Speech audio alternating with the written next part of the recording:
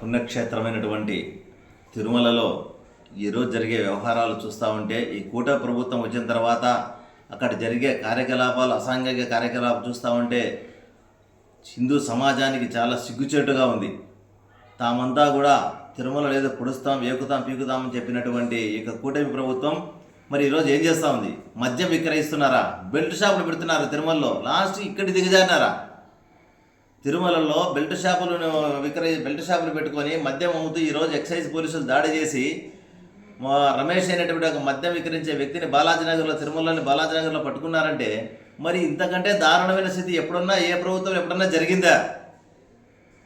చిన్న చిన్న విషయాలకే తిరుమలలో వైఎస్ఆర్ పార్టీ అధికారంలో ఉన్నప్పుడు జగన్మోహన్ రెడ్డి గారు ముఖ్యమంత్రిగా తిరుమల పవిత్రతను ఎంతో కాపాడాలని ప్రయత్నం చేస్తున్నప్పుడు చిన్న తప్పు జరిగిన భూతద్దంలో చూపిస్తూ అనేక హంగామాలు చేసి సృష్టించినటువంటి ఈ యొక్క ప్రభుత్వ నాయకులు మరి ఈరోజు ఏం సమాధానం చెప్తారు?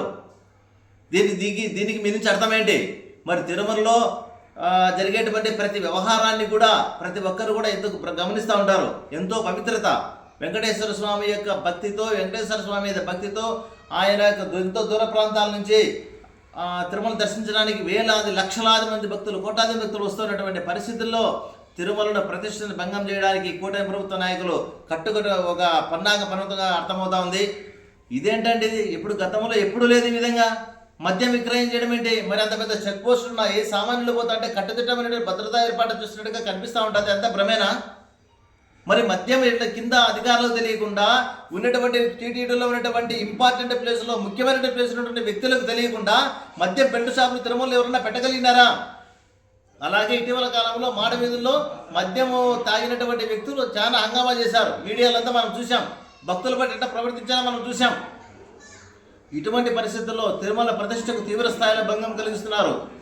మరి దీనికి ఏం కూటమి నాయకులు సమాధానం చెప్తారు? కూటమి ప్రభుత్వం ఏం చెప్తుంది? చంద్రబాబు నాయుడు, పవన్ కళ్యాణ్ గారు చాలా పెద్దగా ఏదో చెప్పారని మరి ఈరోజు దాని గురించి ఏం సమాధానం చెప్తారు? తిరుమలలో సారాయి విక్రయించడం అంటే ఇంతకంటే దారుణమైనటువంటి పరిస్థితి మనకు చాలా సిగ్గుచేటుగా ఉంది. చెప్పుకోవాలని హిందూ సమాజానికి సిగ్గుచేటు. ఇప్పటికైనా శ్రద్ధ వహించండి. తిరుమల పట్ల మీరు చెప్పేటి మాటలు కాదు, చేతలను చూపించండి. అమలు పరిచే విధానాలకు శ్రీకారం చుట్టండి అని నేను కూటమి నాయకులకు మనస్ఫూర్తిగా సూచిస్తా ఉన్నాను.